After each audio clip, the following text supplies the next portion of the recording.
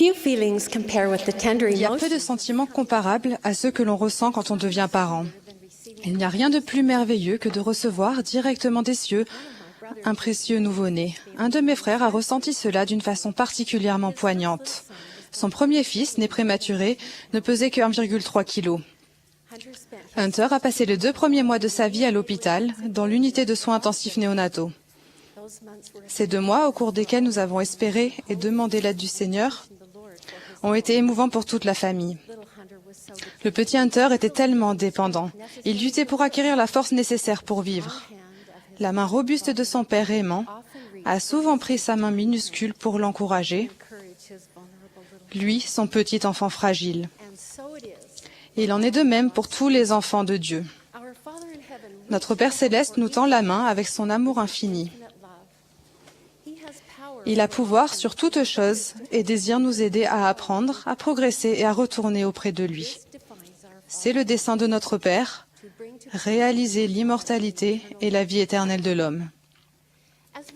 Quand nous acquérons une foi plus grande et la confiance en notre Seigneur, nous accédons à son pouvoir de nous bénir et de nous délivrer. Le livre de Mormon intègre dans ses pages ce magnifique thème du pouvoir libérateur du Seigneur. Néphi en parle dans le tout premier chapitre du livre. On peut lire au verset 20. « Mais voici, moi, Néphi, je vais vous montrer que les tendres miséricordes du Seigneur sont sur tous ceux qu'il a choisis à cause de leur foi, pour les rendre puissants, au point même d'avoir le pouvoir de délivrance. » Il y a de nombreuses années, j'ai eu l'occasion de voir d'une manière très personnelle les vérités dont il est question dans ce verset. J'ai appris à quel point notre Père céleste est proche et désire nous aider. Un soir, à la tombée de la nuit, j'étais en voiture avec mes enfants quand j'ai remarqué un garçon marchant le long de la route déserte. Après être passé à côté de lui, j'ai eu l'impression très nette que je devais faire demi-tour et l'aider. Mais craignant qu'il ait peur en voyant une inconnue s'arrêter à côté de lui le soir, j'ai continué ma route.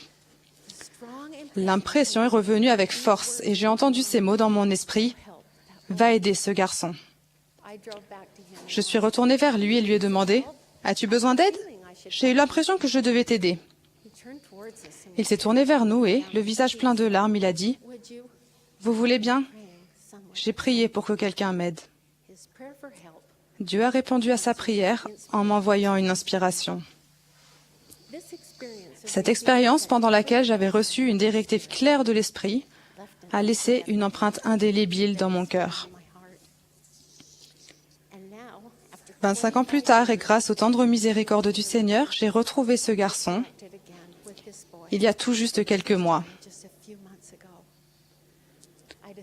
Je me suis aperçue que cette expérience n'est pas seulement mon histoire, mais qu'elle est aussi la sienne. Derek Nance est aujourd'hui père de famille. Lui non plus n'a jamais oublié cette expérience. Elle nous a permis de poser un fondement de foi.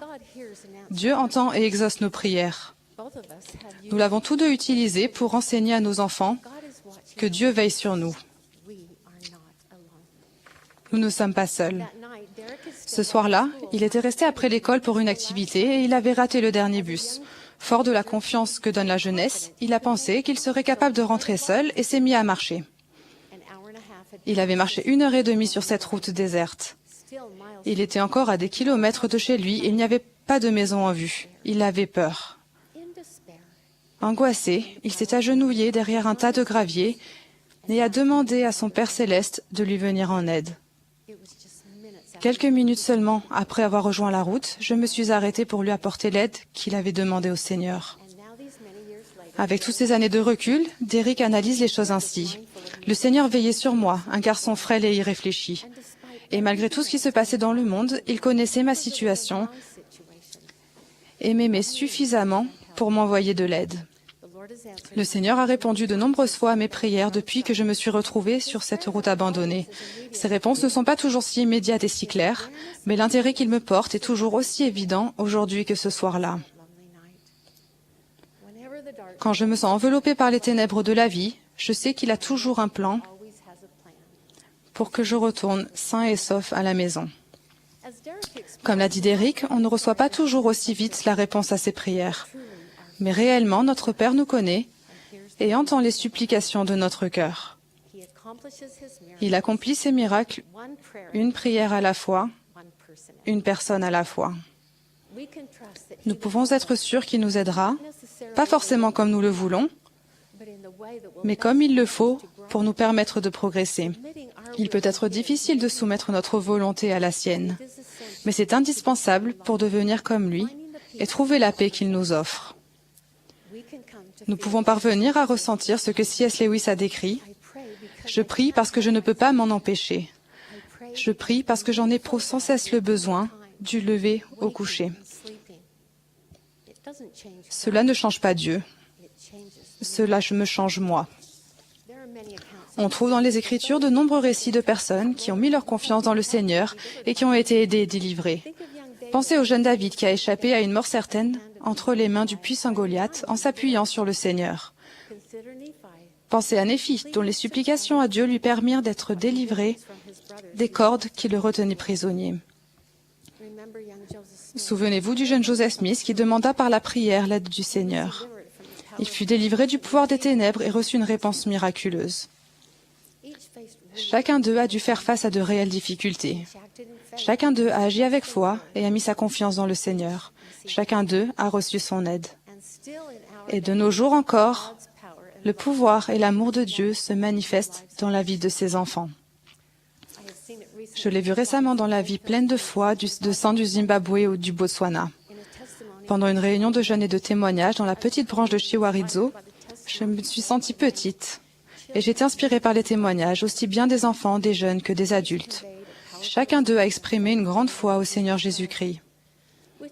Dans un contexte difficile, ils vivent chaque jour en mettant leur confiance en Dieu.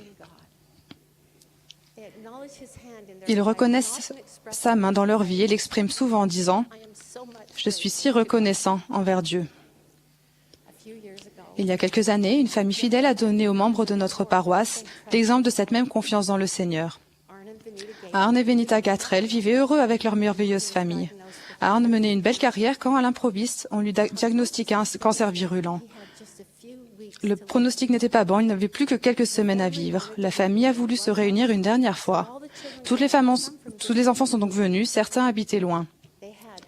Ils n'avaient que 48 précieuses heures à passer ensemble.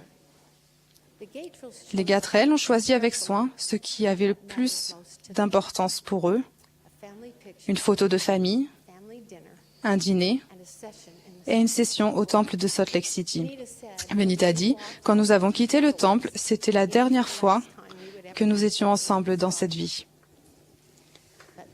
Mais ils se sont quittés avec l'assurance qu'il y a plus pour eux que cette vie. Grâce aux alliances sacrées du temple, ils ont l'espoir dans les promesses de Dieu. Ils peuvent être ensemble à jamais. Les bénédictions qu'ils ont reçues durant les 2 mois qui ont suivi sont trop nombreuses pour être racontées. La foi et la confiance d'Arne et Venita dans le Seigneur ont grandi, comme le montrent les paroles de Venita. J'ai été portée. J'ai appris que l'on peut ressentir la paix dans la tourmente. Je savais que le Seigneur veillait sur nous. Si l'on se confie au Seigneur, on peut réellement surmonter toutes les difficultés de la vie. Une de ses filles a ajouté, « Nous avons observé nos parents et vu leur exemple. Nous avons vu leur foi et la façon dont ils ont surmonté les difficultés. Je n'aurais jamais demandé cette épreuve, mais je ne l'échangerai pour rien au monde. » Nous étions enveloppés par l'Esprit. Bien sûr, le décès d'Arne n'était pas l'issue que les Gatrell avaient espérée, mais leur crise n'était pas une crise de la foi. L'évangile de Jésus-Christ n'est pas une liste de choses à faire. Il vit dans notre cœur. L'évangile n'est pas un poids, il nous donne des ailes. Il nous porte. Il a porté les Gatrell. Ils ont ressenti la paix au milieu de la tempête. Ils se sont accrochés les uns aux autres et aux alliances du temple qu'ils avaient contractées et respectées. Leur capacité de se confier au Seigneur a grandi et ils ont été fortifiés par leur foi en Jésus-Christ et en son pouvoir expiatoire. Où que nous soyons sur le chemin de la vie de disciples, quelles que soient nos craintes et nos difficultés, nous ne sommes pas seuls. Vous n'êtes pas oubliés. comme Derrick, laissé en Afrique, la famille Gatrell, nous pouvons choisir de prendre la main que Dieu nous tend quand nous sommes dans le besoin. Nous pouvons affronter nos difficultés en priant et en nous confiant dans le Seigneur. Ce faisant, nous devenons davantage semblables à lui. S'adressant à chacun d'entre nous, le Seigneur dit, « Ne crains rien, je suis avec toi. Ne promène pas des regards inquiets, car je suis ton Dieu. Je te fortifie, je viens à ton secours. Je te soutiens de ma droite triomphante. » Je témoigne humblement, mais sûrement que Dieu, notre Père, nous connaît personnellement et nous tend la main pour nous aider. Grâce à son Fils bien-aimé Jésus-Christ, nous pouvons vaincre les difficultés de ce monde et être ramenés en sécurité à la maison. Je prie pour que nous ayons la foi de lui donner notre confiance.